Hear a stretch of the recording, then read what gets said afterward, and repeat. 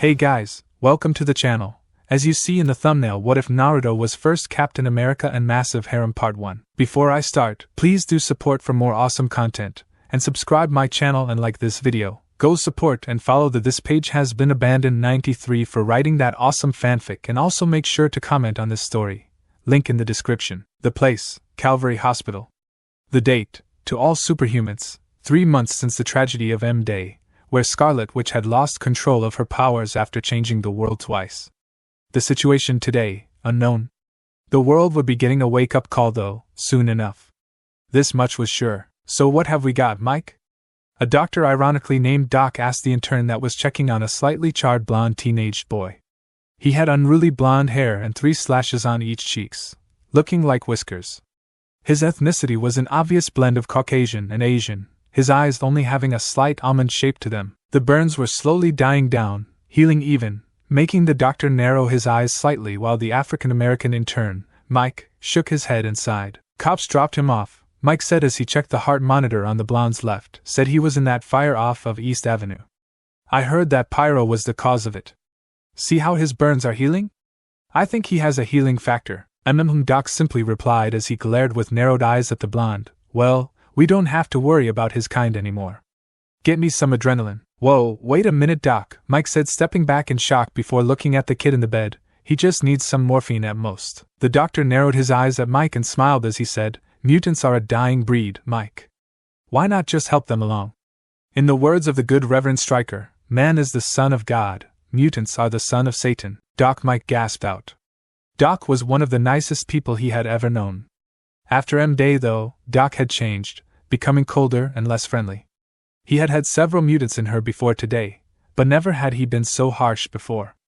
Cold maybe, but never harsh enough to kill someone. The doctor had a valid reason to despise mutants though, not that his excuse would make up for taking a life. His wife and daughter had been killed on M-Day, and if that wasn't enough, his life was saved by a mutant. Not just any mutant, a mutant that could heal. A mutant that could end his career. He wouldn't stand for it anymore. Doc looked at Mike and was about to bark at him to get some adrenaline when the heart monitor started to beep loudly, making both humans look at the blonde. He was breathing heavily and starting to twitch in his sleep. His eyes snapped open, an unreal red that made both doctors jump back. He darted his eyes between the two. To them, he looked scared. Then, to both of their surprise, he leapt at the doctor. The blonde, clad in only a smock, managed to somehow drive Doc through the wall with a roar, his eyes a dark red and red aura flickering around him. Fists smacking against flesh was what Mike heard and witnessed. Screams slowly became muffled as blood splattered onto the intern's face. When the screams died and whimpering crossed with groaning came from Doc, Mike backed away in fear as a red cloak-covered blonde with furious red eyes walked back through the hole in the wall. Mike swallowed as he tripped over a group of cords and scooted away from the blood-covered boy. Please Dante, please don't hurt me. I'll do anything. Mike finally managed to squeak out. The blonde stared at him for a moment before his red eyes died down to a very light pink before darkening to purple and finally stopping on a light blue. Spare clothes? He asked with a hoarse throat. With a new set of doctor scrubs on and a doctor cloak, the blonde closed his eyes before changing his appearance. Mike was wide-eyed. This guy had all the abilities of the A-listed heroes. The blonde nodded his thanks to the intern and left through the back exit. He left through the alleyways, ignoring the feeling of being watched. The blonde finally stopped about 3 blocks to the west, just outside the borough of Brooklyn. He sat down in the alley he was in, remembering how he arrived in the hospital, or trying to anyway. A flash went through his mind. Images, voices, etc., etc. It was a flashback moment in its fullest, despite being fragmented. Good morning, -36 Malawian kwachas. Your solitary confinement is over, a kindly old man said. He had a lab coat on and looked Asian, similar to him, a white beard on his chin and balding, revealing some liver spots. Professor Saratobi, the blonde greeted with a nod from the spot on the wall he was chained to. The old scientist smiled as he swiped his access card and entered the cell of the experiment. You know, Saratobi said, moving to unlock the chains holding the blonde in place, your father, Mr. Namikaze, would be very upset with me if you happened to get hurt by someone like Mr. Marino. Father is mad at me, isn't he? -36 Malawian kwachas asked as his head hung. Saratobi chuckled, making the teen look at him again. Far from it, the scientist said through his chuckles, making the blonde smile slightly as Sarutobi's eyes glistened with pride. He told me he couldn't be any prouder. Withstanding interrogation for 32 hours and then breaking free nearly 10 minutes later? Amazing. Simply amazing, Naruto-kun. The flash ended and the blonde shook his head to clear it of the headaches. Apparently he forgot exactly how he ended up in that fire. The unruly-haired blonde then sighed and stood, walking in the direction of a department store's back door, creating more of his red aura around his finger, and then shaping it into that of the key of the lock, breaking in effortlessly. He went directly to the men's department, and grabbed a pair of black jean shorts, a dark orange belt, and a dark blue shirt with an orange frog on the front hopping across with the words "Do the hop" underneath it, also in orange. The blonde then went to the shoes area and pulled a pair of gray Nike sneakers on before slipping back out the back door and locking it again, making it so it was like he was never there. Unfortunately for him, the building right behind him happened to be a bank. A bank that was being robbed by a superhuman. A certain superhuman that weighed about 3 tons, muscled like no one could believe, and went by the name of Rhino, who just exploded from the back wall into the alley via charging through it. Hot damn, that was badass. One of Rhino's accomplices shouted at the burst. The alarms rang and the 3 accomplices ran into the alleyway, the hulking gray mass known as Rhino right behind them. Naruto narrowed his eyes and sent some of his red aura to cover to his feet, dropping the cover he had on himself. The blonde calmly walked up the side of the wall and followed the wannabe robbers. He was surprised when a voice entered his head, a feminine one. "Are you with Rhino?" the woman asked. Naruto narrowed his eyes and stopped walking as he heard the faint sounds of a jet engine rumbling overhead. Remembering his training that he had gotten from a psychic named Inoichi, the blonde thought back. "No, my girls tell me you're an A-class. Unnamed, and unknown abilities aside from the strong aura you give off. Care to share some details?" the woman asked. Naruto racked his brain as he tried to recall what psychic woman would be skilled enough to search through his defended mind. The blonde pushed back into the woman's thoughts, much to her surprise, before he was shot out by the psychic. He did get a name from her though, Emma Frost. An image of a complete drop-dead gorgeous blonde wearing a white spandex-like outfit entered his mind. Emma Frost, a deeper voice said in his head. Naruto grinned as it continued, A-class psychic. Body can turn into a diamond substance. Headmistress of Xavier's School for Gifted Youngsters. The 3 girls she probably was speaking about were the Stepford Cuckoos, triplet girls that were forged from a little bit of Frost's diamond heart, and the most powerful entity in the universe, the Phoenix Force. The 4 of them together make for a hell of a psychic team. Tread carefully, Kit. I'd rather not, Ms. Frost, Naruto thought back, making the woman aboard the Blackbird recoil in shock from the fact he learned her name. Just tell me whether you want me to interfere with this little training thing you have going on. How did you know? Emma asked. Naruto grinned as the Blackbird's cloaking device dropped, and the lights shined down on Rhino and his accomplices. Because no one but Spider-Man would bother with Rhino aside from a rookie team. It was true. The blonde knew his supervillain stats so well it was an art form.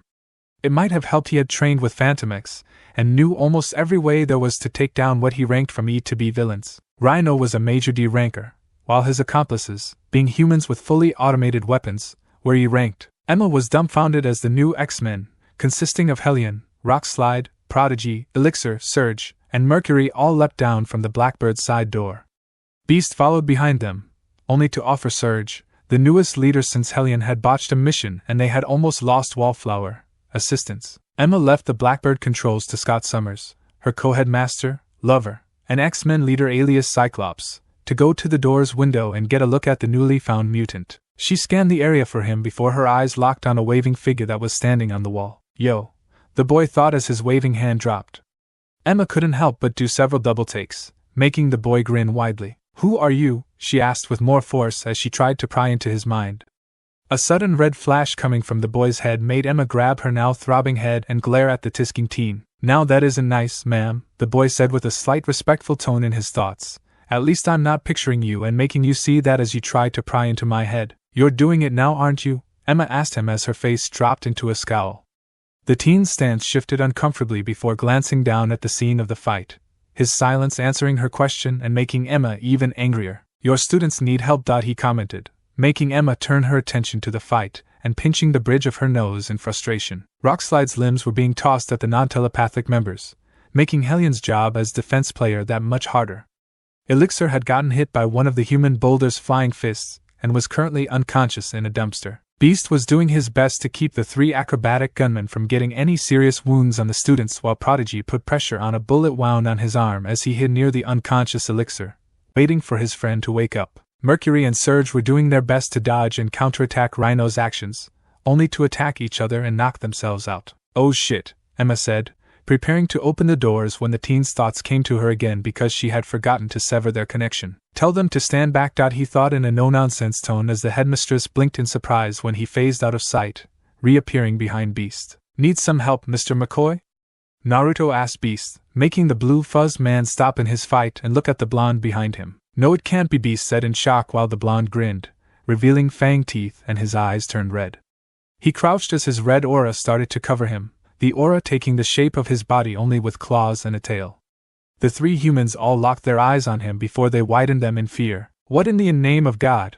/ what the hell is that ing thing? / I didn't sign up for this shit, man." Naruto's grin never dropped as he said in a menacing tone, "Let's go wild." He vanished from sight, Hank McCoy watching him with wide eyes. The fuzz-covered mutant was in complete shock and awe as the red aura-covered blonde destroyed the three wannabe robbers. The last time he had seen the blonde was almost 12 years ago, maybe even 13. He was the son of the most infamous promutant scientist in Japan, Mr. Minato Namikaze, and the most well-known promutant lawyer, Mrs. Kushina Uzumaki Namikaze. Uzumaki, Beast thought with shock evident on his face, he's actually alive. "Come on!" Rhino guffawed as Hellion, who was struggling in his grasp, started hacking blood. "I'm barely squeezing you, mutant. Even the webhead can withstand this. But can you withstand this?" A teen's voice cried, making Rhino look up in time to be hit in the face with an extended and expanded red fist the size of a taxi cab. Rhino dropped Hellion as he was sent flying towards the street. The gray monster skidded into the street and crashed into a parked off-duty bus. The new X-Men all stood with groans and watched a strange blonde teen rush after Rhino. "Don't just sit there!" a voice cried. The students all turned to see Beast wrapping a knocked-over lamppost around the three humans before looking back at the teens. "Go help him." "Yes, sir, Mr. McCoy." The students chorused through their groans. They rushed after the blonde, hoping to help him stop Rhino. When they reached the street, though, they honestly wanted to help Rhino stop him. He was beating the stuffing out of the genetically engineered man with red aura covering his fists. Something at the base of his tailbone was bubbling along the aura. The villain was clearly unconscious, so much so that he wasn't even twitching as Naruto slammed fist after fist into his head. "Yo, Prodigy?" Hellion whispered. "What is that?" "I don't know, Keller," Prodigy whispered back before starting to inch towards the blonde, attempting to gain information from him while still holding his sore arm. Elixir had healed it as best he could while dazed. A certain rock-headed teen decided to take the direct irrational approach and gently remove the blonde from the half-dead villain. "Rag!" Rockslide roared as he detached his left arm and threw it at the blonde. The boy simply turned his head and looked at the oncoming fist, scoffing inwardly and batting it aside with his tail. A presence filled his head, making the blonde snarl and look up at the blackbird, the students following his glare, where Emma Frost was standing in the doorway. "He's half dead." "Get off of him," Emma shouted through her mental link with the boy. Naruto scowled before looking back at Rhino. The large Brooklyn man groaned in pain, his face now uglier than roadkill on the highway, and Naruto's eyes narrowed. "Head deserves it," the blonde growled as though he needed to feel Rhino's blood on his hands and as he raised his fist to deliver a final blow. The red aura on his arm was intense enough that it made it seem as though his flesh had melted away. It had, but the watching teens and teachers weren't aware of that. They were only aware of the energy growing in his fist. "Scott!" Emma shouted, the headmaster rushing into action. Before Naruto's energy finished gathering, Cyclops shot a beam of energy from his eyes directly into the blonde's side, sending him through the bus. Rhino merely dropped to the ground with another groan. Naruto saw only dark after being shot through the bus. Name is Naruto Uzumaki, Beasts, also known as Dr. Henry McCoy, his father's close friend and his godfather, voice echoed into his ears as he regained consciousness. Feigning unconsciousness, Naruto listened in on the conversation. "I thought he was long dead for about 12 years. You're sure he wasn't a mutant, Hank?" Scott's voice had asked. Naruto's mind was given information on the headmaster via his Killing Yahoo's Utility Universal Brain Implant, or QB, or Q as he sometimes called it, for short. Scott Summers, QB said, known as Cyclops, due to his concussive-powered laser eyes, and leads the X-Men. once married to Jean Grey/Phoenix before the Phoenix incident. A younger brother, Alexander Summers, known as Havoc. Havoc is similar to Cyclops that he can also fire concussive energy, but with more control, from his hands. Havoc's control comes with a simply put price: discharge or die. The blue-furred man shook his head in the negative. The sound of his mane swishing made Naruto cut QB off. I'm 100% positive of it, the scientist said to the headmaster/mistress and Logan. The berserker of the X-Men, Wolverine, had immediately smelt a new scent when the Blackbird returned. Hoping it was that of his clone/younger sister, Laura, Logan rushed to Scott's office, only to be mentally redirected by Emma to the infirmary. So what would you say he is now, Fuzzball? Logan asked with a raised eyebrow. Hank sighed. A Weapon X experiment. If Naruto could have opened his eyes and watched them, he would have seen them all widen their eyes before glancing at his prone form worriedly. Not for him, but for the other students. Already, a certain telepath was thinking of how to get rid of the blonde hazard for the greater good of her students. Before you ask, Logan, Hank continued, regaining everyone's attention, no? There is no trace of your DNA. His healing factor is stronger than yours, though. Logan blinked before chuckling loudly, which erupted into laughter. Once he had calmed down, Logan looked back at Hank. He said, I'm sorry, but could you knock the ing jokes off, Fuzzball? I'm not joking, Hank said in a completely serious voice. His healing factor was at work when I made it to his side on the other side of the bus. Halfway finished healing him, the 3 senior X-Men all felt their jaws pop open. Logan was the first to shake himself from their stupor and let out a low whistle as he gazed back at the slumbering blonde. Seeing his facial muscles twitch under his gaze, the Canadian smirked and said, Sleeping Beauty was faking. The other 3 looked at Logan before following his gaze and seeing the blonde sit up with a scowl. Sell out, Naruto growled at Logan, earning a chuckle from him. The blonde then looked to the one wearing sunglasses and his eyes flashed red. Throwing the covers off of himself, not realizing he was only in his boxers, Naruto stormed over to Scott and glared at him with narrowed eyes. Why did you shoot me? He asked through a growl. Logan smirked, already liking the blonde, while Emma, Scott and Hank all looked at him threateningly or cautiously. You were going to kill him, Scott said in a tight voice. Naruto arched a brow. So? That doesn't excuse you from shooting me, eyeballs. Scott had no rebuttal for that statement. His mind had gone blank as the teen before him, much like Logan's clone Laura, was obviously trained to not care for the loss of life. His mouth opened and shut as he tried to form a logical rebuttal, failing as he also tried to defend his own actions other than because I was told to. You can't just kill someone, Mr. Uzumaki, Emma spoke up in Scott's defense, making the glasses-wearing headmaster sigh in relief of being out from under the spotlight. Naruto scoffed and turned to her. Oh please, he said with a sneer, what I do compared to you mind readers is much kinder than when you with their minds and break them. People heal from physical damage in less than 6 months, if they aren't dead, at most, but a broken mind can take years or decades even to heal. Now tell me, which would you rather have happen to you? Emma stepped back with wide eyes as though she was slapped. She had never once thought of it that way, but not willing to admit that to this boy, she narrowed her eyes and put her hands on her hips. How dare you, you little monster! Naruto's eyes glowed dark red and the aura grew around him as his anger spiked. Say it again. I dare you to say it again. Beast and Logan immediately leapt into action, tackling the blonde to the ground as he thrashed around snarling. Emma immediately looked at Scott with the we have to talk. Now look. The red glasses-wearing headmaster sighed and looked at the 2 brutes of the team struggling to hold down the blonde teen before following her to her office. Calm down, Naruto. Hank shouted as the boy thrashed. God, where is Peter when you need him? God damn it! Logan snarled when Naruto drove his elbow into the senior mutant's nose, breaking it. Naruto roared his anger. The roar echoed through the school, attracting the attention of most of the school's inhabitants. The new X-Men and a few others appeared at the doorway just in time to see the almost blonde teen that nearly killed Rhino throw the infamous Wolverine through the bulletproof glass and tossing the agile beast into the wall, causing it to crack. What is going on in here? A man with a Russian accent asked. He froze when he saw Logan groaning and getting to his feet, while Beast was in a heap on the ground, unconscious from the throw. Instantly he was covered with metallic skin. Pyotr Peter Rasputin, aka Colossus, QB said as the red shroud covered Naruto defensively. His skin transforms into pure organic steel. According to his data, it will be a pain for you to get through, Kit. Thanks a lot, asshole, Naruto scowled as his eyes narrowed. Colossus charged at him, tackling him through the weakened wall.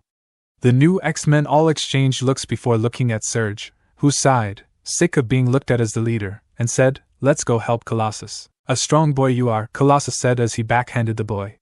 Naruto snarled, his eyes flashing a bright red, before he dropped to all fours and charged, gripping onto Colossus with his clawed hands and knocking him onto his back. Colossus grunted when he fell to the floor, creating a sizable dent, before pushing his feet into Naruto's stomach, kicking him away.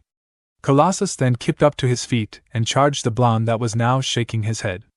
Colossus tried to hit him with a haymaker, only for the blonde to suddenly raise his left arm and block the attack. Naruto's right hand wrapped around Colossus' neck, choking the Russian, and he slid his foot behind the back of the metallic man's. The new X-Men, except Elixir, who stayed behind to check on Logan and Beast, were just in time to see their second most difficult teacher to defeat in a spar get dropped onto his back and then a red aura-covered elbow drilled into his chest. Peter gasped as his heart stopped for a second, making his mutation stop, before it resumed and he passed out. "Holy Christ," Prodigy said, making the teens all look at him in shock. "She's way better than us." "I doubt that. Let's take him down."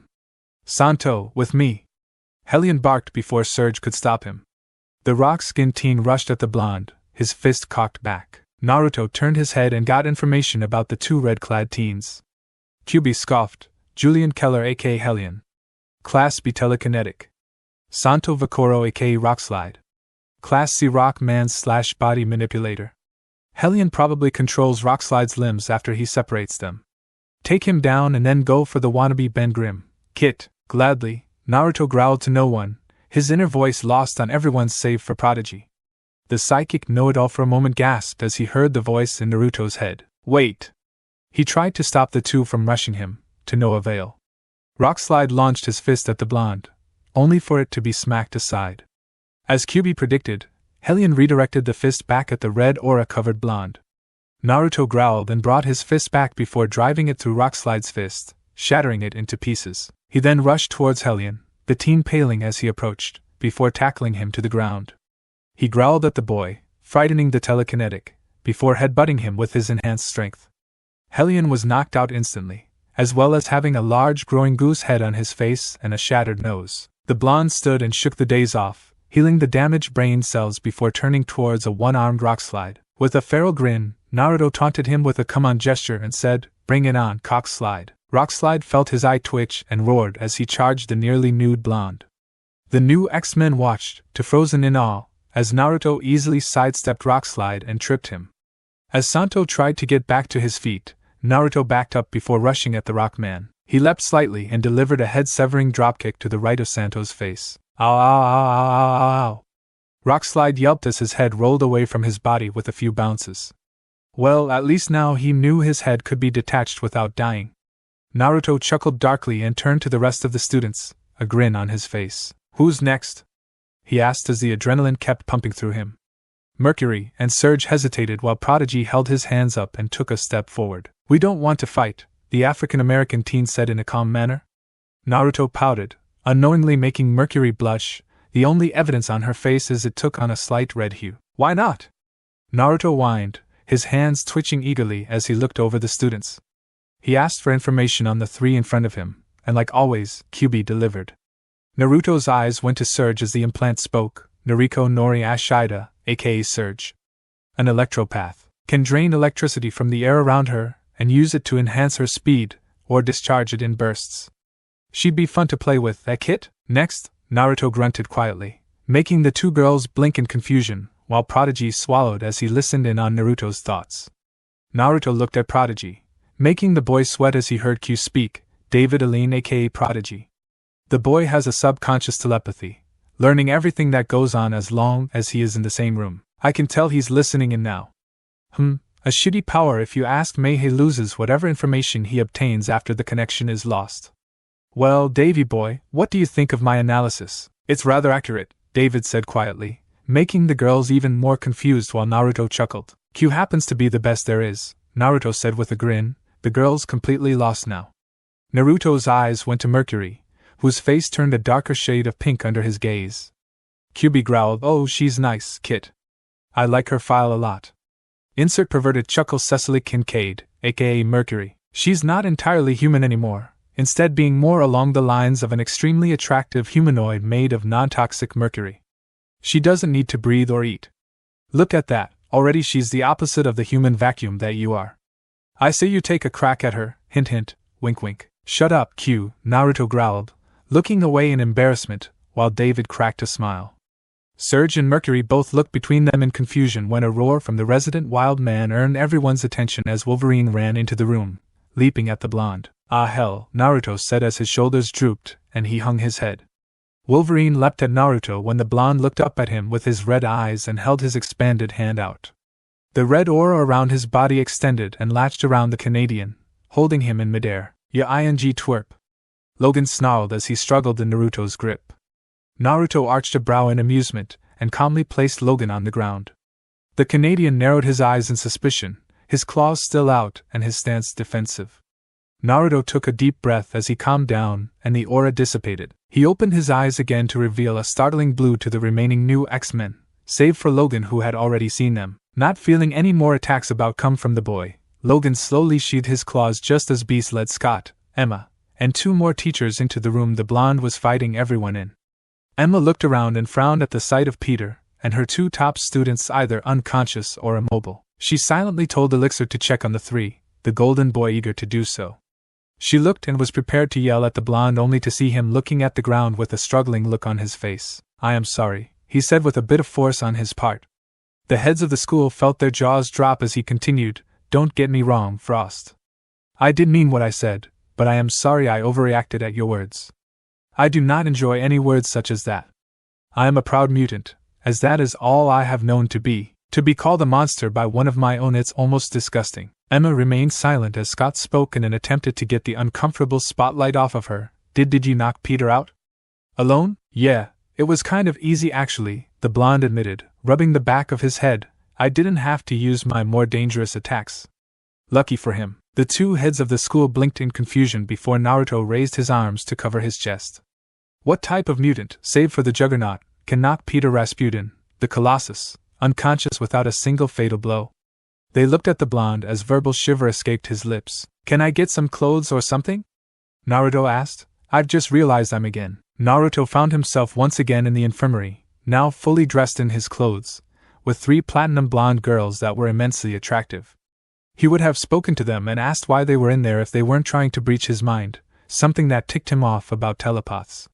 They had no manners, whatsoever. He sighed as QB worked hard to keep them all out of his inner thoughts and memories, the strain slightly affecting the blonde boy. You can just ask if you want to know about me, Frost, Naruto sneered to no one. In her office, Emma Frost scowled and resumed trying to dig up her own information on the blonde via computer. She had convinced Hank that the Stepford Cuckoos were checking for mental damage while she drew up a file for him so he could be a student. Both were lies, even Beast knew it, but he also was curious about what the boy had been through so he allowed it. Smug little prick, Emma grumbled. The Cuckoos all transferred her thoughts to the blonde accidentally, and he chuckled. You know, Naruto said to the 3 psychics, you aren't going to get anywhere this way. Is that so? Phoebe, the one who introduced herself to be Phoebe, asked. At his nod, Celeste said, What do you suggest then? Well, you could never mind, the teen said with a shake of his head, you'll never go for it. Tell us, Mindy said as the 3 all narrowed their eyes at him. The whiskered teen grinned back at the 3 of them. You could ask me nicely if you want to get in my head, Naruto said as he rose his finger, and maybe, just maybe, I'll have my Biju back off. Biju? The 3 girls chorused in confusion. Naruto immediately realized his mistake and shut up. The 3 Cuckoos backed off from his mind and spoke amongst themselves, via mind link of course, before turning back to the boy, with discomfort written on their faces, and the image of a disbelieving Emma Frost in their minds. Mindy started, Naruto Uzumaki. Let us in your mind, Phoebe spoke. Naruto glanced at Celeste, knowing she would be the deal-maker or breaker. Please? Celeste managed to get out through her mouth. Naruto grinned. Well, that wasn't so hard now, was it? He asked them, earning glares from the girls as they knew he somehow knew they had issues showing emotion after the deaths of their sisters.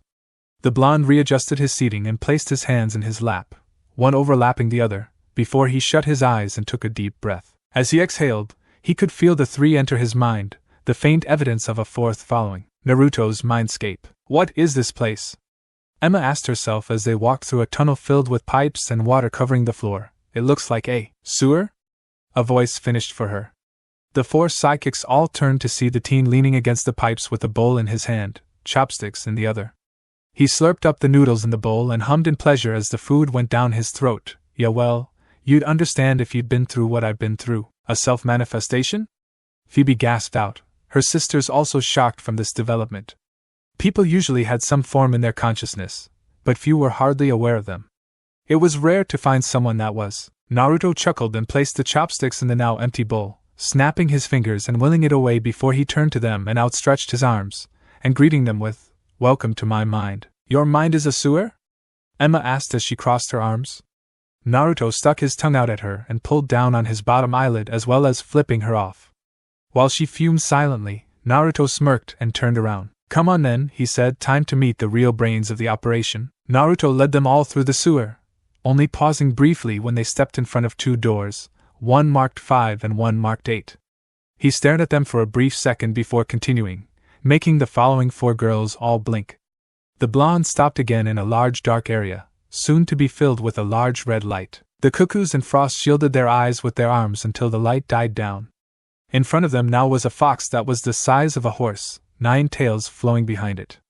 Naruto was petting it affectionately on the head and turned back to them, his eyes now the ruby-red orbs that were the only warning he had before he attacked. "This is Killing Yahoo's Utility Universal Brain Implant," Naruto told them, "QB, or Q for short. He's the one that tells me what I need to know when I need to know it." "Oh great," Q said as it opened a single slitted red eye and looked over the newcomers, more blondes. "And they're telepaths? What a pain in my non-existent ass you are, Kit." "Oh, shut up," Naruto replied with an eye roll. "You keep bitching about not having any company. And when I bring some, you bitch about M. Make up your damn mind." "Dumbass," Q growled. "No ass," Naruto snapped back, effectively silencing the AI before looking back at the dumbfounded telepaths. Smiling at their odd states, Naruto asked, "You alright, Frost?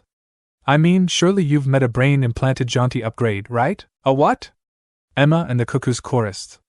Naruto groaned while QB chuckled as he started to explain. Brain-implanted jaunty upgrade Biju is a type of artificial intelligence implanted into mutants raised at the Lower Executive Anti-Friends of Humanity facility, or LEAF, Q stated, its words blowing the telepath's minds. "LEAF is where I was designed, created, perfected and implanted into the kit here. For some reason, my creator designed me to take on the personas of a kitsune, possibly because of his wife's love for mythology revolving around the beast, thus explaining my nickname for him.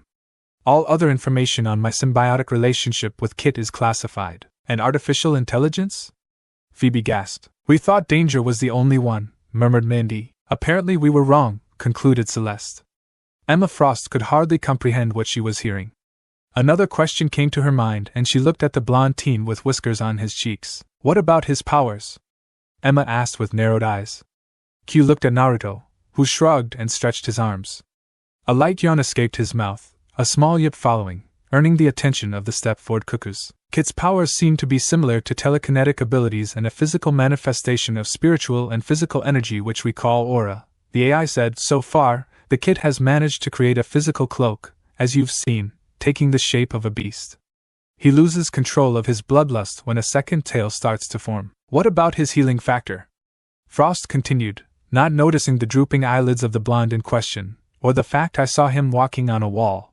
"What are those abilities from?" "The same byproduct," Q answered, noticing its host's drowsy state as his head drooped for a moment, snapping back up as one of the AI's tails brushed against his calves. The cuckoos all noticed the teen's exhaustion, even if their teacher and idol hadn't. Mindy even cracked a smile at his tired, childish state, making her sisters all glance at her in amusement as they all felt a brief emotion they had felt long before. Celeste and Phoebe narrowed their eyes at Mindy, who looked away. "Anything else you want to ask us?" Naruto asked with slight annoyance as he sat cross-legged in midair, red aura keeping him in the air. "'Cause now I'm feeling tired." As the blonde yawned, QB looked over at him before looking back at the telepaths with narrowed eyes. As the 9 tails slowly wrapped around the blonde, who was starting to look more childish by the minute with each yawn, the AI spoke. "I think it'd best you leave." "Now, you have no right to tell us what to do," Emma started, stopping when the AI narrowed its eyes and the tails completely covered the blonde from their sight. "You have no right, bitch," QB snarled, growing to the size of a 10-story building, shoving its snout in her face, making her take a step back and activate her diamond defense as it snarled at her. "You may rule the school and minds out there, but in here, I rule supreme.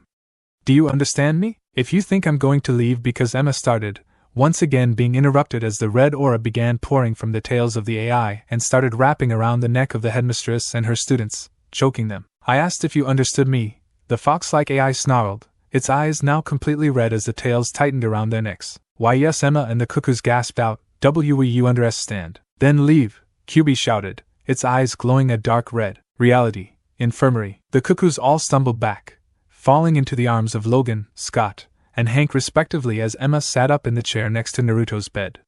The headmaster of the academy assisted the two teachers with laying the telepathic triplets in nearby beds as Emma stood and recollected the events that had just happened. Scott returned to Emma's side, letting her lean into him as she looked down at the whiskered blonde. What happened, Emma? Scott asked his lover. I entered your office to ask about what grade I should give David on his English exam only to see you slumped on the ground, gasping for air. The boy has an AI in his head, the blonde woman commented quietly, as her hand went to her very sore throat, and it would be best if we tried to. I dread speaking these words, enroll him into the school. Wait, hold up, Scott said, fully comprehending her words as his brows furrowed. He has an AI. You mean like Phantom X and EVA? Damn, a gruff voice commented from the right. The two looked to see Logan looking at the blonde with a slightly saddened look. Scott instantly understood. Logan lost his life to Weapon X, and ever since he's had to deal with a psychotic ex-lover, a father/brother figure, a clone/little sister, other Weapon X rejects, assassins, Rouge Hydra operatives, and then some. Emma, on the other hand, didn't. She cared only for the safety of her students, and she hardly trusted Logan due to his past. But the blonde in front of her needed help, even if he had complete control over his powers. It was his mindset that needed help. She turned to the two in front of her before announcing a staff meeting in her office telepathically to the other teachers. A few moments later, all 7 of the teachers were gathered in her office. Amara Aquila, aka Magma, the foreign language teacher, sat next to Danielle Moonstar, aka Mirage, the physics teacher. The two were former X-Men, having retired to teaching the new batch and only going back into action under intense circumstances. Emma explained to everyone what she and the cuckoos had experienced in the mind of their new resident. When she had finished, everyone was astounded, save for Logan, though he was still shocked. So what do you suggest, Frost? Logan asked her. Emma sighed and looked at the ground. Perhaps we don't enroll him. His artificial intelligence makes up for his intellect, and who knows what type of schooling he got at this leaf. Maybe we should try and give him a job as a student teacher? Amara suggested. The others all blinked at their youngest coworker's suggestion and thought it over. It was a good idea. What class, though? Danielle asked. Instantly, Wolverine and Colossus grinned. You want me to be a combat teacher to kids my age? Naruto asked as he sat back in his bed, a glass of water in his hand. You realize I will teach them to kill if necessary. You won't, Emma shot back sternly. Naruto smirked her way and leaked a bit of his aura out, allowing it to take the shape of a small fox perched on his shoulder. He looked at his newfound perched friend and asked, Can you believe this shit? It's amusing, Kit. Very amusing, hello nurse, the fox said, its eyes locking on Amara. Tell me you're the kid's age. Please tell me you're the kid's age. And away you go, Baka. Naruto groaned with a shake of his head and cut the connection, making the apparition vanish. The blonde ran his hand through his hair before looking at his fellow blonde with his blue eyes. Sorry about that, Miss Aquila. Q means well, but me grandfather's influence on his design pops up every now and again. Amara giggled. It's quite all right. I thought it was very flattering. I'll be sure to tell him that, the blonde replied with a small grin before looking back at Emma. I'll take the job. Teaching killing or not is up to whoever is teaching that day. He looked at Logan, who understood the hidden message within his words and nodded. The blonde grinned back before looking at Scott. So, Shades, what's first on my agenda? Hank stepped forward, offering him a vitamin that Naruto downed easily and cleared with a gulp of the water in his hand. He then hopped to his feet, rolling his neck and shoulders simultaneously before he was led to the danger room, which he entered alone. The observation center above holding most of the students, mainly the new X-Men, and the other teachers. Emma approached the microphone and spoke into it. This is just a simulation to see how you react in a combat situation. Your tasks are arranged from high priority to low priority, and can be completed in any way you deem fit. The tasks are as followed. Eliminate the main threat, in this case being Kid Omega and Juggernaut. Save the downed cannonball before he is killed by the approaching sentinels. You have 15 minutes. Naruto grinned, his aura activating in a blink of the eye, and he vanished in a blur of red towards the direction of Kid Omega. This surprised the new X-Men, Who would have considered Cannonball the larger priority, followed by Juggernaut, and then Kid Omega? Emma was surprised, expecting him to go for Juggernaut first, but was also impressed while the other X-Men were just downright astonished. Why go after Kid Omega? Julian asked. What about Cannonball? Or Juggernaut? It's a smart move, Colossus said as Naruto expanded his right arm into the size of a bus, slamming it into the Kid Omega and defeating it with ease. Our comrade down there knows he is more than enough to take on the Sentinels and Juggernaut, his ability to create a type of armor around him making for a good defense against physical attacks, but pure energy or telepathic attacks are his weak spot. Quite ingenious. Kid's smart, Logan said, taking a sip of his beer as Naruto blew a hole through one of the 3 Sentinels surrounding Cannonball. Knows not to waste time and took Kid Omega out quickly, brutally, but quickly. Damn, Santo grumbled as Naruto picked Cannonball up and threw him over his shoulder, carrying him to the designated safe zone while the remaining Sentinel tried to shoot him down. And he's gonna be joining us, right? Wrong, Scott said, shocking the students. He's going to be teaching you. What? The new X-Men all chorused in an outrage. Naruto dropped the Cannonball sim on the designated safe zone before checking the clock in his head.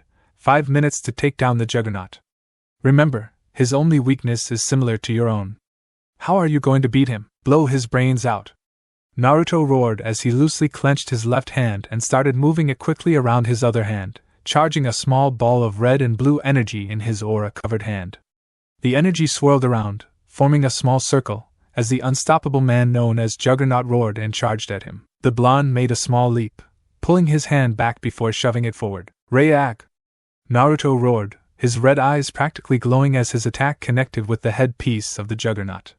The headpiece shattered, shocking the witnesses, and the boy's attack continued, brutally destroying the Sim Juggernaut head. Naruto panted, calming himself as his aura died down, and he fell to his knees. Around him the simulation of a destroyed battlefield vanished. 3 minutes and 53 seconds flashed on the display screen, Hank McCoy shaking his head in disbelief that the boy beat the X-Men's best time, both the individual high score and the team's. Logan highly approved of the event, smirking as he took another sip of his beer. Emma was disgusted, amazed, and intrigued by the boy's attack. Cyclops was impressed by the tactical assault, seeing possibilities emerge before him within the blonde. Peter approved of the boy's calm state, showing that the blonde had control over a grand portion of his emotions, but had to work on talking to himself. Amara had to pick her jaw off the ground, not seeing any teen cause that sort of destruction since, well, ever. Danielle was already going through possible simulations for him to go through to further test his will.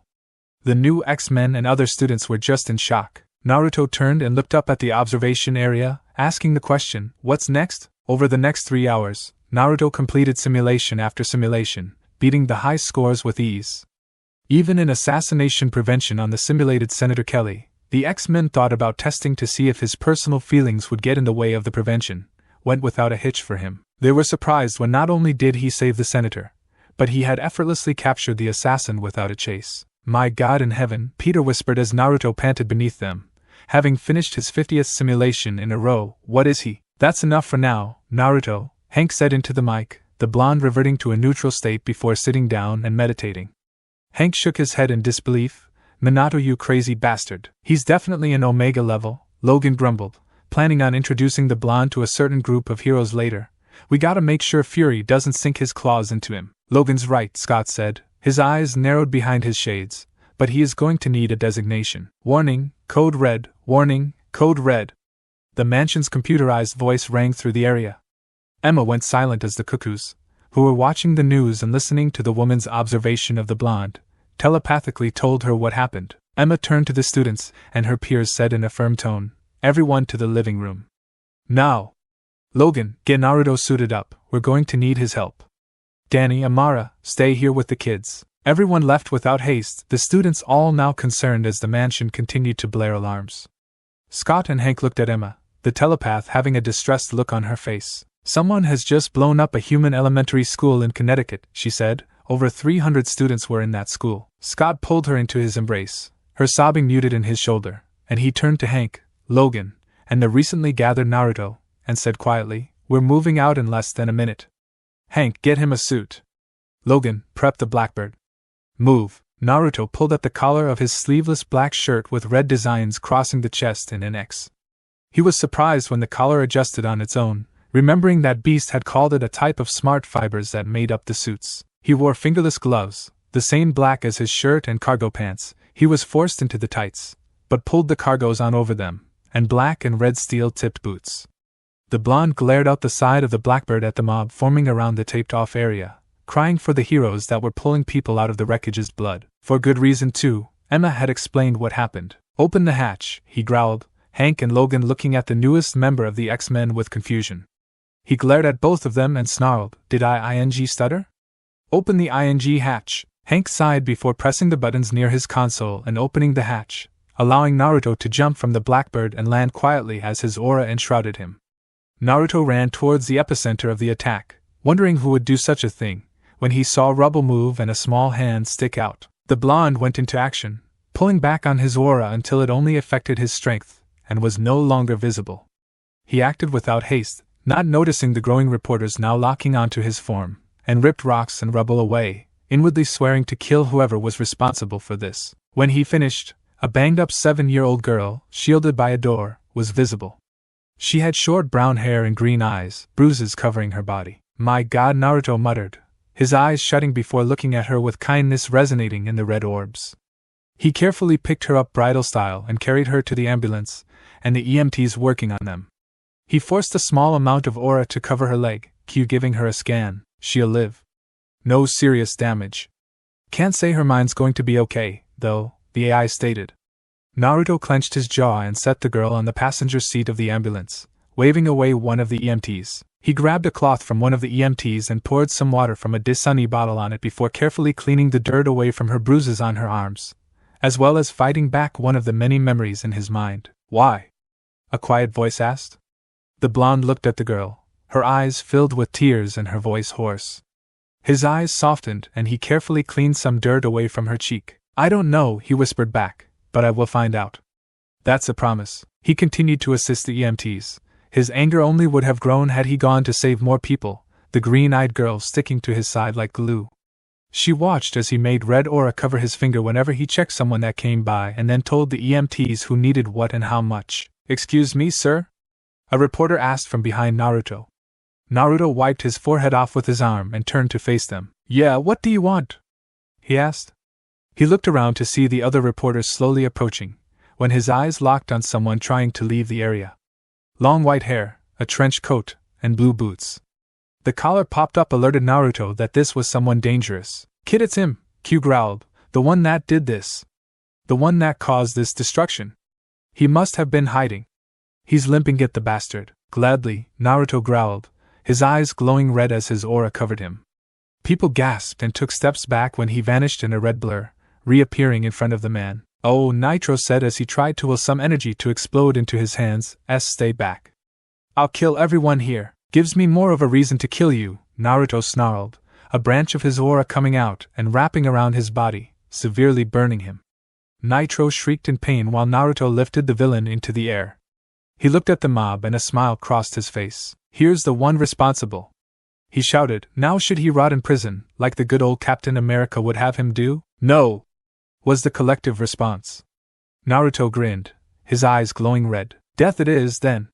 he cheered, raising his hands and crushing them slowly. The energy around Nitro tightened, the man screaming all the while. People became sickened, some looked away, others cheered the blonde on. The X-Men, Captain America, Iron Man, and more heroes all rushed to the commotion, barely getting through the reporters and crowd. "What are you doing?" Iron Man, otherwise known as the Stark Industries head Tony Stark, shouted. "You can't just kill him." Naruto tuned him out, his eyes narrowing, and he pulled his arms away with a roar, the villain known as Nitro being torn in half. People were shocked that he actually did it. Even more were horrified. "Oh my God, Captain America, the super soldier from 1945 named Steve Rogers," whispered in disbelief.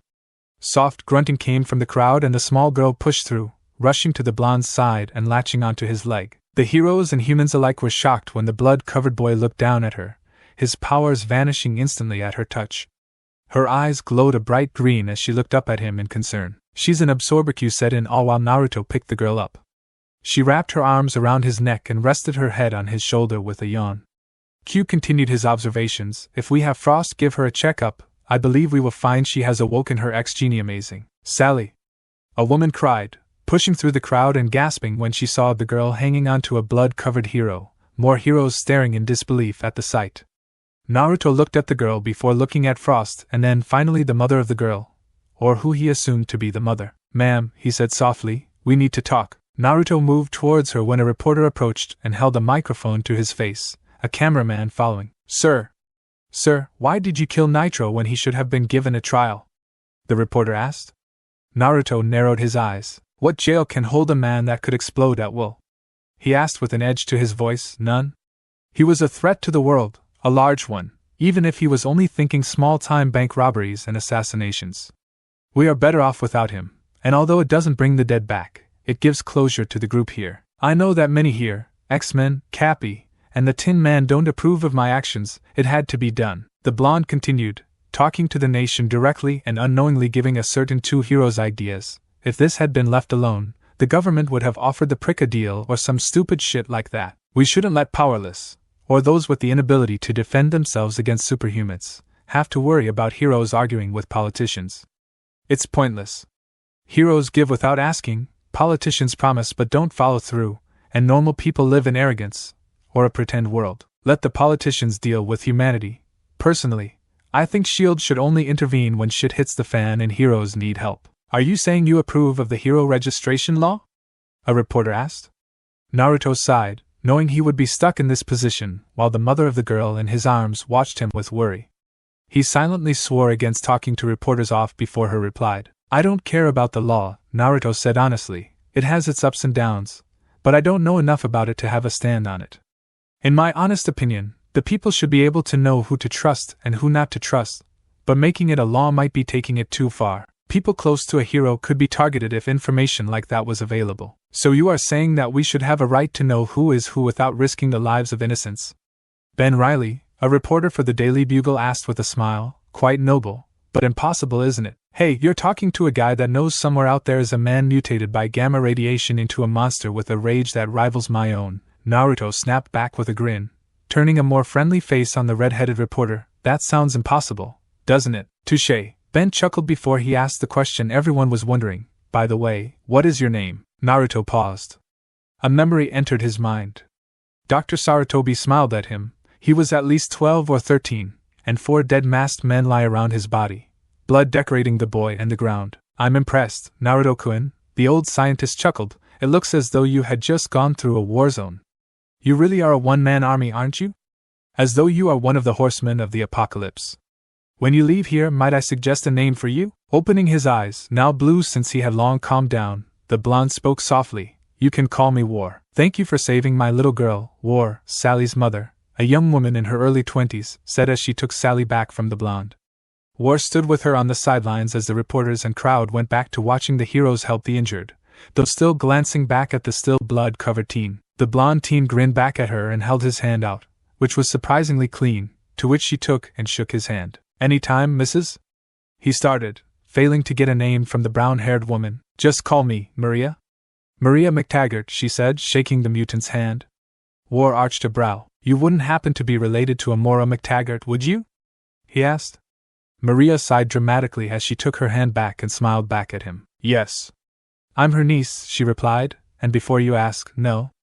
I don't know if she is working on the cure for the M-Day fallout. Not what I was gonna ask, War said to her. Although that's a bummer. I was going to ask why no one, not Cyclops or Frost, hell, why Wolverine didn't recognize you. Maria giggled, probably because Charles and Mora never got around to introducing me to the X-Men.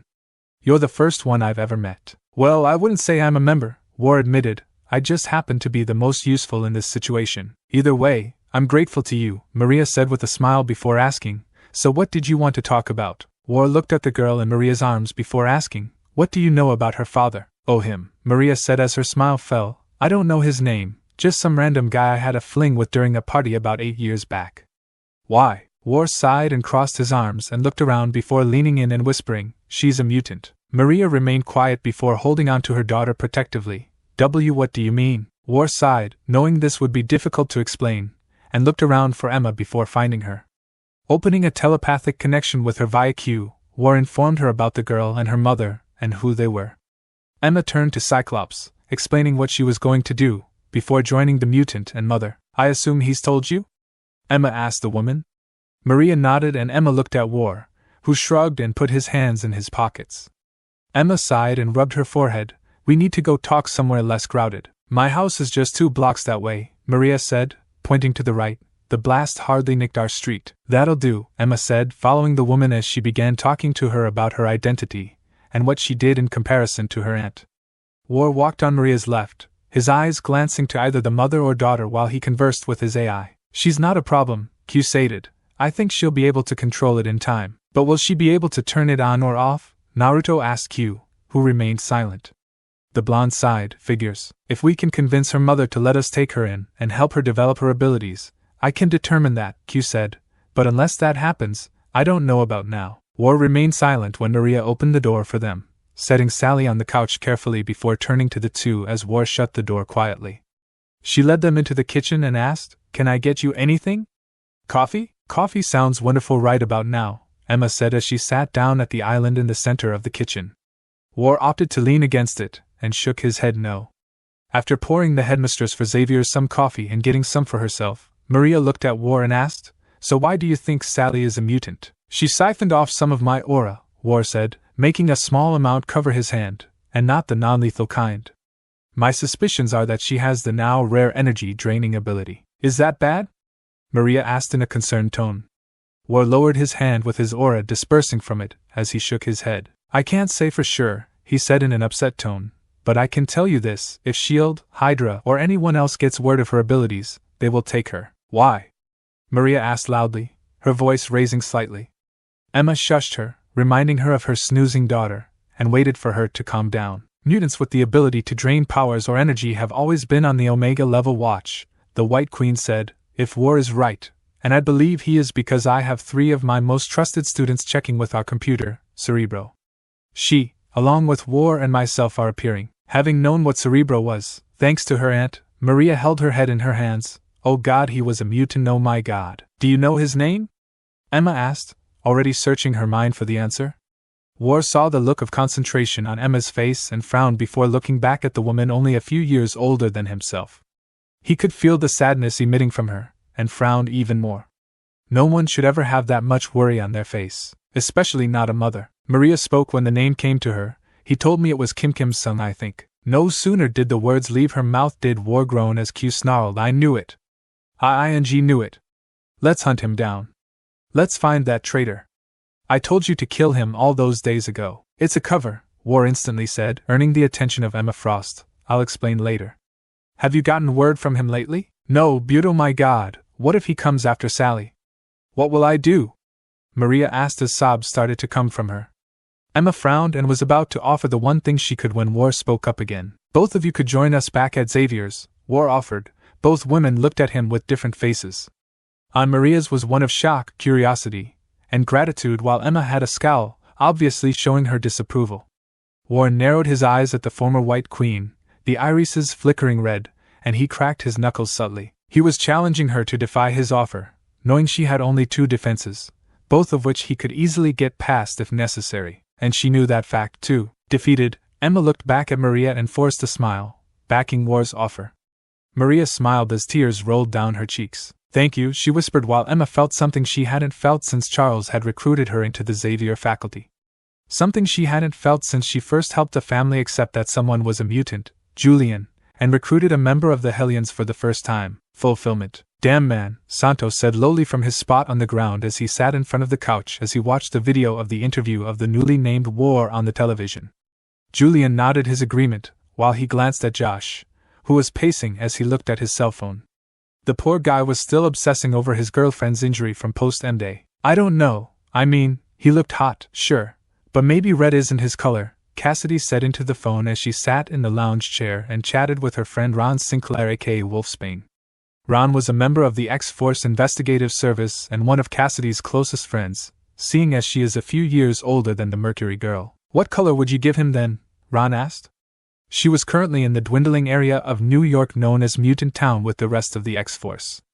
She was watching the news while the rest of the team was out investigating. Maybe a lighter red or orange, Cassidy said as she looked at the footage of War on the television.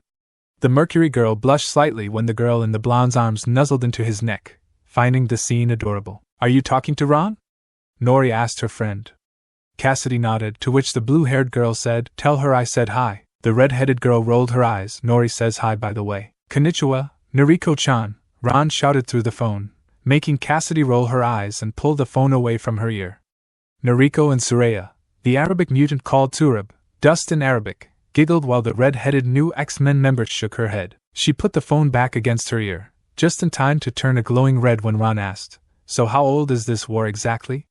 "He seems like my kind of guy." War sneezed for the fourth time, rubbing his finger under his nose while holding on to the legs that were draped over his shoulders.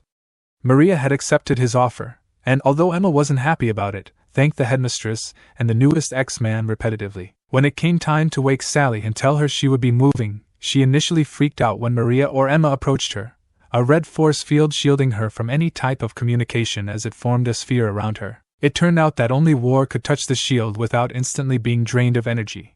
And to make things even more shocking to the two women, War was the only one keeping Sally calm. "God bless you!" Sally chirped from her perch on War's shoulders while the other X-Men present helped Maria carry some boxes to the Blackbird. Wolverine smirked in War's direction, earning a scowl from the blonde as his eyes flickered red. Cyclops and Hank were both talking to the heroes Iron Man and Captain America about the Hero Registration Act as the two helped move the family while Emma shielded them all from view with her telepathy while sitting in the cockpit. "War!" Cyclops called, gaining the blonde teen's attention as he walked over, still carrying Sally on his shoulders. Beast tried hard not to crack a smile at the sight of the blonde carrying the green-eyed girl. "Whatcha want, Shades?" War asked as he arched a brow, not knowing that Sally looked down at him and tried to duplicate his face. Beast couldn't take it anymore and rushed to aid Wolverine, laughing along the way. Cap and Iron Man snickered as the girl made several faces, trying to nail the blonde's own expression. Said blonde looked at them as though they were crazy and asked, "Are you two girls laughing at?" "And nothing," Iron Man said, clearing his throat, a smile evident in his voice. "Just wondering how you would suggest we improve the HRA." "Got any ideas, you're asking me?" War asked, a smirk crossing his face. "'Cause honestly I say it and let everything go back to how it was. But that's not an option anymore." "You're right, and while I agree with the fact that unmasking the superhero society would severely endanger thousands, it has to work somehow," Cap said, crossing his arms over his chest. Cap then pulled his mask down so it dangled over his back and held his hand out. "Steve Rogers, or Captain America, by the way." Naruto grabbed Steve's hand firmly, shocking the super soldier with his own improved strength. "Pleasure's mine, Cappy." Naruto Uzumaki, now known as War. "Cappy?" Steve repeated in confusion as Wolverine doubled over in laughter when he overheard the nickname. Iron Man removed his helmet, revealing a man with sharply trimmed black hair and a neat artist's goatee, and offered his own hand. A smile was on his face, and he chuckled at the nickname. "Tony Stark," he said as the blonde shook his hand as well. "Iron Man." "Gotcha, Tinny," Naruto said again, a scowl coming across the longtime Avenger's face while his friend smirked. Cyclops rubbed his forehead in embarrassment, while Sally giggled in amusement. "Anyway," Tony said once he got over the nickname Naruto had given him, "like Steve said, the HRA is needed, but we don't want the heroes to become the new police of the world under the government's control." "Then do it yourself," Naruto said as though it were that simple. "I mean, you have the funds, skills, know-how, and the right pulls to make this happen, right? Do it yourself." Tony and Steve exchanged a look while Naruto walked away before they looked back at Cyclops. The leader of the X-Men smiled and crossed his arms over his chest before proclaiming in an even tone, "Don't get any ideas now, boys. He's an X-Man." "For now, Summers," Tony said as he pulled his helmet back on and Steve pulled his mask back on. "We have to go talk to someone about this whole HRA thing." "I assume the X-Men are remaining neutral?" "Yes," Scott said evenly, his eyes narrowing behind his visor. Tony said no more as he wrapped his arm over Steve's shoulder, and the first Avenger held onto him with one hand as he shot into the sky. The headmaster of Xavier's shook his head slightly in an effort to calm down, and went back to the Blackbird, smiling as Naruto pretended to be a horse for Sally. "I'd like to see you try and take him, Tony," Scott thought as he boarded the Blackbird. "We're living here? It's so big!" Sally exclaimed from her spot in her mother's arms.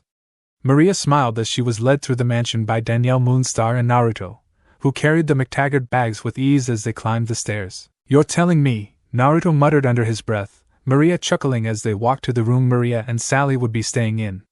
Consequently, Naruto was moved in right across from the two, a thought of Hank's to see if his hypothesis of Sally becoming attached to Naruto on a psychological level The blonde collapsed on his bed after he helped move the McTaggart family into their room, a slightly larger room with enough room for the two of them, and just before he fell asleep, the bound of energy known as Sally came into his room. Last he had saw her, which was 30 minutes ago, she was going off to look around. War, war, war, war! She cried, making the blonde boy whimper quietly before growling and sitting up. Yes, Sally? He asked tiredly. He blinked and sighed when Sally showed him one of Rockslide's hands, making him think two things as he heard Santo cry out in anger. First, I leave her alone for 30 minutes and she's already causing trouble. And the second being, how in God's name did she get that? I found this in the silver room. I think it's a hand. What should we do? She asked him in worry. Someone must be hurt. Sally, he muttered, rubbing his eyes, just put the hand down, and it will go back to where it belongs. Okay. Are you sure, War? I don't want it to get lost, she proclaimed with innocent eyes. Just before Naruto could snap at the child, Maria, followed by a charred and missing a hand Santo, came into the room. Sally! Maria cried in relief as she picked the girl up and crushed her in a hug. I was so worried. Don't ever wander off like that again, or go into the damn danger room. Ow! Santo winced when Naruto chucked his own hand at his stomach, making the rock man wince and rub his stomach. The blonde teen then walked over and flicked his fellow teen in the head, making Santo yell in pain from the surprising force behind it. Baka! Naruto grunted as he ushered the McTaggarts out of his room. Get out of my room and don't swear in front of children. Ba-jerk! Santo corrected himself at Naruto's warning glare. Nice save, the blonde smirked out before Sally escaped her mother's clutches and grabbed Naruto's hand, dragging him away with Maria following, a smile on her face. Weeks passed and Naruto slowly settled into his place as the new X-Men's newest combat teacher. Whenever they would enter the danger room with him, he went straight to War Zone, as Hellion jokingly called it. The blonde noticed that Mercury, or Cassie as she told him to call her, would glance at him every now and again, but shrugged it off. In the beginning, whenever it would come to a hand-to-hand no powers training session, Hellion or Rockslide would volunteer. Apparently the two had made a bet with each other concerning who would be the one to knock him down. This is the situation Wolverine came across when he entered the dojo sim in the danger room. Gah! Hellion cried out in pain as War twisted his arm and pulled it behind his back. The former leader of the new X-Men was on his knees while the newest teacher kept putting pressure on his shoulder. Wolverine remained quiet as he watched the blonde teach them in a way he highly approved of. How do you escape, Hellion? War asked as the teen yelped when he pulled on the arm in his grasp. Use your head. Ignore the pain. Think, I to give. Uncle! Uncle! Hellion cried out, making War scowl and release his arm sharply. The red-clad hero cradled his arm and made his way from the mat. War crossed his arms and looked at the team in front of him before his eyes locked on Mercury, an idea crossing his mind. Mercury, you're up, he said, making the group all look at the nervous redhead. Slowly, Mercury approached the mat War stood on, settling into a fighting stance she learned while training with Colossus and Emma Frost. War settled into his own stance, a beginning to what he called his Goken, and said, Begin? Mercury hesitated before hardening her resolve and rushing the blonde. She feinted a left jab and followed through with a right cross punch. Both were caught easily by War. She had anticipated this though and twisted her arms in an attempt to kick War in the left side of the head. War saw this and surprised her by releasing one of her arms, leaping up and over the girl that was in mid-kick with her arms still in his grip, before he twisted it in a similar fashion to how he held Hellion in. Mercury gasped at the pain she felt in her shoulder, only to yelp when her arm was jammed between her shoulder blades. Her face heated up when she felt War's breath tickle the back of her neck. You're now in a situation similar to Hellion, he informed her, not knowing that he was making her shudder at his proximity. How do you escape? I am ga. Mercury grit her teeth as he increased the pressure. He had his hand wrapped around her arm. As he increased the pressure, Mercury thought, this would be so much easier if I could just morph my way out. Ofo, duh. Before anyone saw it coming, Mercury made her arm become a liquid form, letting it slip out of War's grasp, and she rolled away as it reformed into the original shape it was in. Following her roll, she quickly leapt into the air and twisted into a roundhouse kick, knocking War onto the mat on his back. After the blonde got over his slight daze, he kicked back up to his feet. She was pleased to see War smiling at her in approval before he turned to the other new X-Men. Save for Prodigy, he was helping Sally with her schooling. Can anyone tell me what Mercury had just done right on her first try that none of you could figure out in a week? War asked the group. Elixir, who was shifting his attention from the teacher to the door anxiously, spoke as he realized what the lesson was. She used her powers to escape, the golden boy said with realization in his voice. War smiled and nodded in approval. Exactly, he said, making the others look at him with confusion. The rules of this fight were no powers unless absolutely necessary. You all need to learn to look underneath the underneath. My teacher, a mutant that goes by the name of Scarecrow, taught me that. So, Nariko started as the lesson. The true lesson came to her. The point of the fight wasn't to beat you with our powers, but to know when to use our powers to win. Summed it up to A.T. Surge, War said, a nod and a pleased smile crossing his face. He looked over the new X-Men as an evil glint crossed his eyes, and because Cassidy was the only one to get the underneath, she is excused from having to write a 3-paged essay about how she could use her powers to escape the subduing holds you learned over the past week. What? The new X-Men, save for Cassidy, exclaimed in shock.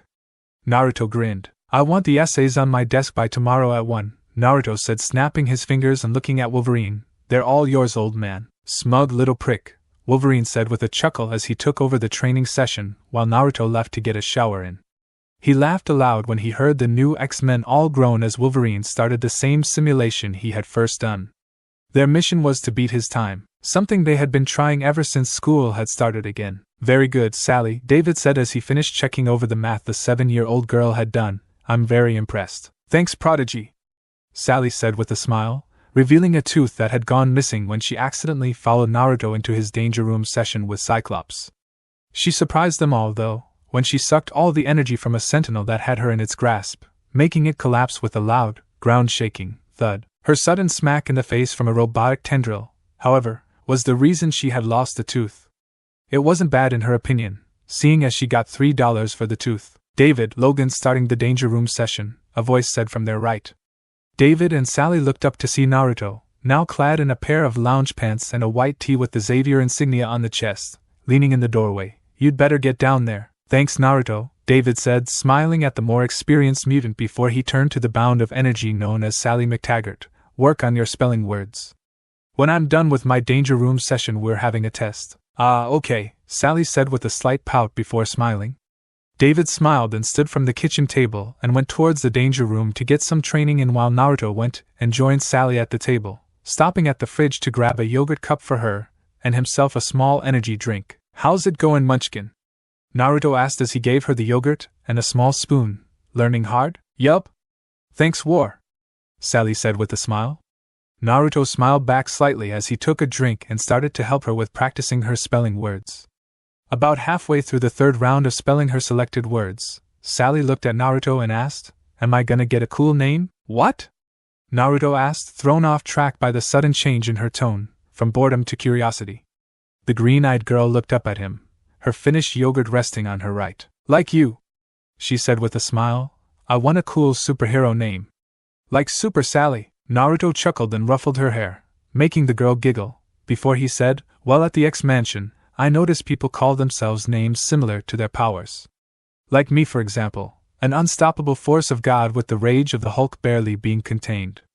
Or like Shades, he's gotta wear the weird one-eye visor, right? Well, that's why he's called Cyclops. Oh, Sally said in understanding, but when will I get one? You can have one whenever you want, the blonde informed her, unaware of the 3 sets of eyes watching him, one set belonging to 1/3 of a mind that watched him from the other side of the mansion, the second belonging to that of the girl's mother, who stood in the other doorway watching them with a smile. Though the first 2 meant no harm, the final pair had nothing but malice and hatred in the pearl color that seemed to have no pupils.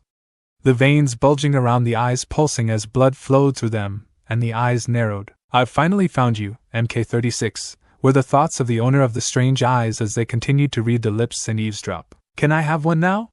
Sally asked with excitement. Naruto chuckled. Of course, he said, before speaking sternly with a smile. But not Super Sally. The girl groaned in disappointment. Naruto made to speak again when the voice in the back of his head, not his AI, but his danger sense, alerted him to something. He leapt from his chair at Sally, barely keeping her and himself from being hit by the sudden explosion that happened behind him. Naruto looked down at Sally as his persona, normally relaxed, turned serious as he said, Sally, go to your mother. But I said go, Sally. War instructed, Sally nodding as she scrambled out from under War's weight to the doorway. A scream then came from the girl, War looking over to see why she had screamed when he froze. There, lying battered and broken underneath various amounts of rubble, was Maria McTaggart. Dead. right in front of her 7-year-old daughter, who was frozen as she didn't know how to comprehend the situation. Before War could go to the girl's aid, the clacking of shoes against the floor got his attention and he turned, only for his eyes to narrow. "Hello, -36 Malawin Quatches," the stranger said in a male voice, his girlish features making him seem elegant and graceful while his attire, a light beige flak jacket with dark pants and boots on his feet, screamed professional assassin. "Hyuga Niji," War snarled, baring his teeth, the assassin with the all-seeing eye named Omni. "What are you doing here?" "I've been looking for you," Niji replied, his eyes still having the veins around them bulge. "You who have killed my father. You who have taken the honor of my family when you raped my to-be wife. First off, Hinata raped me," War growled, and she admitted it in court. "Secondly, she didn't get pregnant, right? No harm, no foul on my part. It is the will of fate that I kill you today," Niji said as he pulled a mask from around his neck up, a strange image resembling the Nazi swastika with a line going through it on the beige mask that had 2 holes to allow his eyes to be seen, while the Japanese kanji for fate was over the mouth, both symbols in black. "You know, before I knew you killed Maria I would have just broken your arms and called it a day," War said quietly, his eyes flashing red as his anger grew. "But now, I'm going to rip those ing eyes from your ing skull." He leapt at the other teen, surprising him as the red aura covered War and a roar escaped the X-man's mouth. Other faculty members and students arrived at the scene, David being the first to see Maria. "Oh God," he muttered, earning everyone's attention, before he went to Sally and grabbed her shoulders. He tried to move her, but the girl wouldn't budge. "Sally, come on, we have to go," David said quietly. Sally remained quiet as tears ran down her cheeks. Amara relieved David from trying to help the girl, picking her up with ease and carrying her down to the infirmary while the other X-men went to help War. "Die, you son of a bitch!" War roared, swinging a claw in Omni's direction. Blue aura covered Omni's hands and he deflected the attack. "You first," Omni replied in an even tone as he rushed forward and jammed 2 fingers into War's chest, just to the left of his heart. "Gah!" War gasped out as he felt difficulty in breathing. His AI was snarling, pissed that he didn't have any information on the foe save for the fact his eyes were all-seeing. "I don't know how he did that, but make him pay for it," Q snarled, displeased with the way the fight was going. War's eyes narrowed as he forced air in and out of his lungs, improving his breathing quickly. Omni's eyes narrowed in suspicion. "You're stronger than before," Omni observed. "Father's strikes almost killed you." "I built up resistance to that pussy attack style," War snarled before he spat blood to the side and cracked his neck. He flexed his hands, thus flexing the claw-like aura shroud, before he rushed at him again. "And I took up a certain style in case this fight would ever happen." He jumped, spinning in the air with his right leg swinging out. Omni's eyes widened and he started twisting in his place, a shield forming around himself. "Die!" the bloodthirsty War shouted as his foot connected with the blue spinning shield. A large explosion followed, the X-men rushing even faster to the scene. Omni pushed himself out of the hole he was shot into, sighing in irritation when the X-men stopped across from him. "Who are you and why did you attack our school?" Cyclops shouted in anger, his hand resting on the release trigger of his visor, itching to press it. "I am not here for your school," Omni replied. "I was dealing with a past issue." "What issue would that be, bub?" Wolverine asked with a snarl, his claws out and ready to slice the new foe to itty-bitty pieces. Omni's eyes narrowed at the yellow and blue-clad hero. "You act much like -36 Malawin Quatches," Omni said in disgust. "I should rid the world of you so no more failures like him exist." "I'm not a failure!" a voice roared from beneath him. Omni looked down just in time to be nailed in the jaw as War burst from the ground, his Xavier t-shirt torn and filthy, and his aura glowing brightly around him. Omni felt his jaw break from the attack and he flew back many feet before landing in a heap on the ground. War snarled before launching the extended claw at the assassin, wrapping around him before throwing him into the air. War bared his fangs as his hands stayed about 3 inches apart, a mass of black energy growing between them. Slowly, as the mass sped up and formed a sphere, War closed his hands together until they were clasped around the energy. He then took a deep breath before opening his mouth in a roar, the black energy spewing up at the descending Omni. Omni's eyes widened as he realized this was where he would die. The energy enshrouded him, burning him intensely and making him yell in pain. When the burning stopped, Hyuga Niji plummeted to the ground, landing in a broken heap. He looked up to see War standing over him, anger gleaming in his red eyes. "Just so you know," he said, "your father died in a tournament against Cloud. You killed an innocent human mother, ruined the life of an innocent mutant little girl, And now she will have the same hatred you have. I hope you're glad fate led you to this. Tears were streaming down Niji's face as he accepted the truth. He deluded himself into thinking negative 36 Malawian kwachas was to blame for his father's death, as he fought his father just before the tournament started, the outcome being negative 36 Malawian kwachas the winner. That was over 7 years ago. He started the cycle again. He ruined a life and ended an innocent one. War turned and walked away, not before pausing one final time and turning to face the broken assassin. He picked a rock from the ground and chucked it directly at Omni's head, either killing him or knocking him out. War didn't care anymore. He had to get to Sally. War! Emma exclaimed in shock at his action, only to be silenced when the glowing red eyes of the blonde locked on her, and narrowed. "The do you want?" he snarled, making the headmistress back down. War snorted before walking back to the X-mansion, ignoring everyone that stepped out of his way.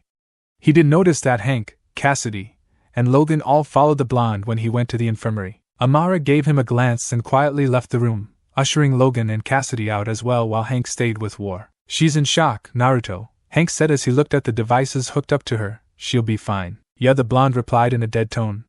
The blue lionish mutant looked at his godson, frowning as the teen stared down sadly at the girl lying on the bed. Naruto looked so exhausted that it gave off the image that he was almost 3 times his age. Hank frowned, wondering why his godson would look like that, when he heard Naruto ask him something, but missed the question. "What was that, Naruto?" Hank asked. Naruto spoke quietly and neutrally, something that did nothing to soothe the worry in the scientist's mind. "Please leave, McCoy." Despite his better instincts screaming for him not to leave, Hank did as he was asked and even shut the door behind him. No sooner had the door clicked shut did Naruto put his head in his hands and fall to his knees on Sally's right. "Oh God, what have I done?" he asked no one.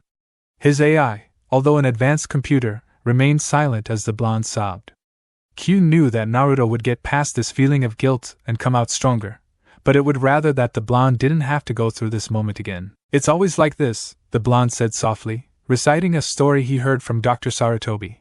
"I bring nothing but conflict and sorrow no matter where I go. War. An ideal name. One of the 4.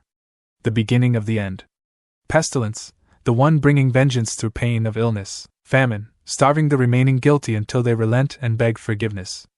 Death, the mercy given through the end of their life." Famine, a quiet voice said, making Naruto look over at Sally in alarm that she was regaining some consciousness. "What was that, Sally?" Naruto asked quietly. The green eyes blurred by tears and her eyes locked on Naruto's blue and red ones. "I wanna be Famine," Sally said with a sniffle. "Make them sorry." Naruto smiled softly and brushed some of her brown hair away from her face and kept his hand on her cheek. "Famine it is." When the X-Men entered the room to check on their newest member and the girl, they came across the sight of Naruto asleep on the bed with Sally nuzzled into his side, also asleep. The blonde's arm around her protectively, leaving an unsaid, unwritten promise left by the blonde. No one will ever hurt Sally again. Thanks for watching this video. You really enjoy this video. Like, subscribe, and comment down below, and turn on that bell notification. Don't forget to support and follow this page has been abandoned 93 for writing that awesome fanfic, and also make sure to comment on this story, link in the description. See you in the next video. Goodbye.